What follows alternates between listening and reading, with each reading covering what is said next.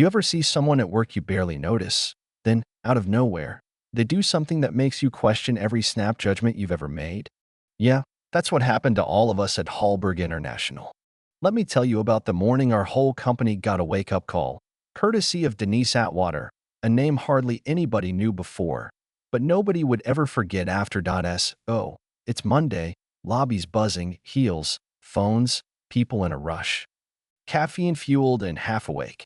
When I see Denise, in her burgundy janitor's uniform, calm as a breeze, standing near the touchscreen directory. She's talking to this lost older guy, but not just talking, she's speaking Mandarin. Not tourist level, but rolling off sentences like she's spent half her life in Shanghai. I stop in my tracks. At first, I figure, must be one of our international sales reps.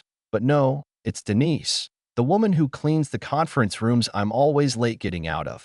She wraps up with the older man, then, without missing a beat, turns to help a delivery guy. Only now she's in Spanish. The delivery guy just blinks, says, "Gracias," wanders off. Next, a vendor with a problem about mislabeled boxes, she flips to French, points him to the right elevator, smiles. 3 languages, 5 minutes, and she's back to mopping like it's nothing. Meanwhile, I'm just standing there feeling like a fool for never even asking her name. I finally step up, curiosity burning a hole in my CEO persona. "Excuse me, was that Mandarin you were speaking?" She nods, totally unbothered. "Spanish and French, too?" She just nods again, "Yep. And, by the way, Portuguese, German, Arabic, Italian, Swahili, plus she reads Latin but doesn't count it.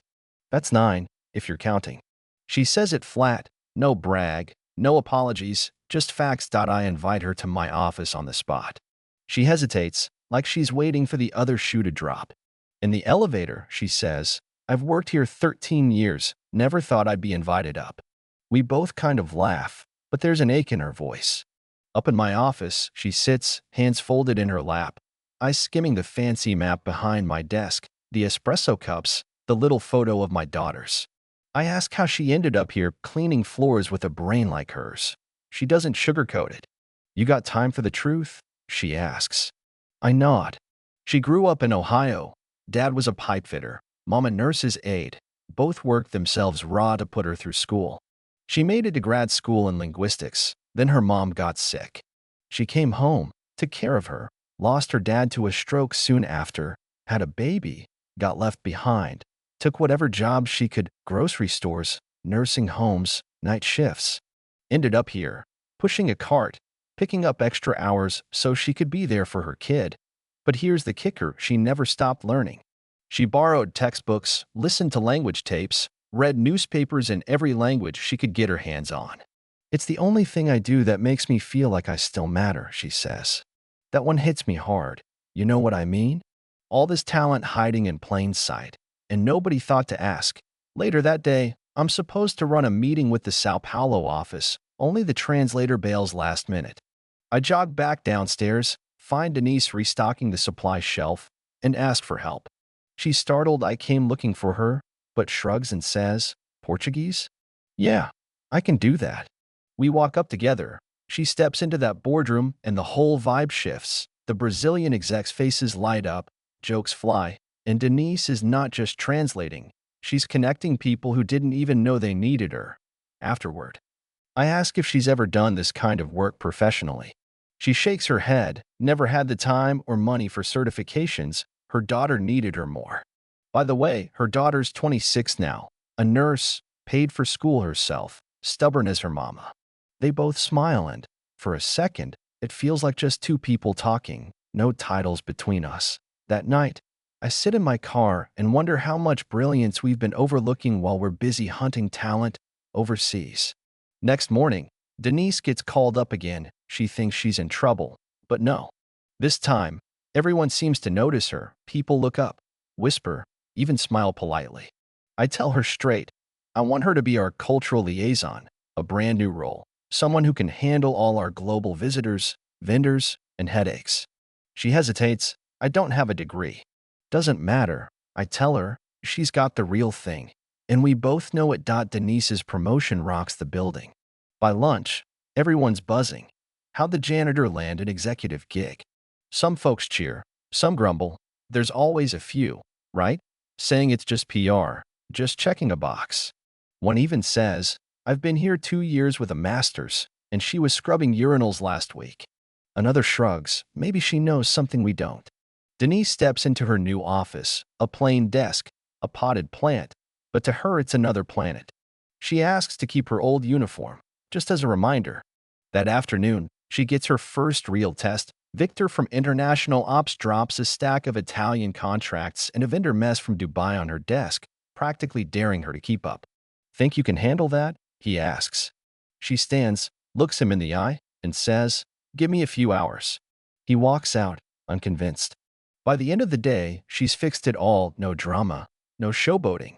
Midweek, Kellerman, me, gets a wild idea. Rename the training room for new hires.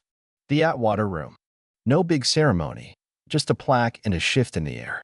A couple days later, Denise finds a handwritten note on her desk. No name, just, I stood a little taller because of you. Thank you. It almost makes her cry, but she doesn't. She just gets back to work. Of course, not everyone's clapping. Eleanor Craig, a board member old enough to own half of Dallas, calls Denise up and gives her the third degree. No degree, no management experience, just cleaning floors last month. Denise answers cool, not flustered. I speak the languages. I've already fixed 2 contracts and cleared a 3-month Morocco delay. I don't need to be liked, just useful. Eleanor calls her a gamble. My whole life's been one, Denise replies, dead steady. Word of that meeting spreads. By Friday, everyone knows. And you know what? Denise doesn't shrink. She walks into meetings early, takes calls in German, helps the interns, keeps her cool. A note appears on her whiteboard. We see you. It means more than any promotion ever could. Weeks pass, and suddenly, everyone's going to Denise, not just for translation, but for advice. She becomes the first call before the big pitch, the go-to for nerves, the one who lifts everyone up. She mentors interns, gives hope to shy kids like Bao, the Vietnamese temp, tells him, one word at a time. Same way you'll learn. A couple months in, Kellerman, me, sits with her in the break room. You're making waves, I say. She smirks. That a good thing? Means you're doing something right. We talk about starting a program, internal mentoring, language training for non-desk workers. Denise is already mapping it out in her head. The Voice Inside program is born, and it's Denise's idea. She gets invited to speak at a leadership summit, tells her story straight. I was never just a janitor. I was fluent, capable, ready. Nobody looked long enough to see it. Next time you pass someone without a title, ask yourself what you're missing. The room stands, applauds. A young man says, my mom's a housekeeper, speaks 5 languages. I used to be ashamed to say that. Denise tells him, don't ever be ashamed of where you come from. The only thing to be ashamed of is staying blind to brilliance. When she walks back through those glass doors, she's taller, not because of applause or a new job, but because she never had to pretend to be someone else. She brought every part of herself with her, janitor's uniform and all. So next time you see someone blending into the background, remember, talent doesn't care about job titles, and intelligence doesn't need permission. If you've ever felt invisible, keep going. The right person will see you. And when they do, don't just take a seat at the table, bring a few extra chairs. What do you think? Should companies look for degrees or real grit? Have you ever seen talent hiding in plain sight? Drop your story below. I want to hear what brilliance looks like where you are.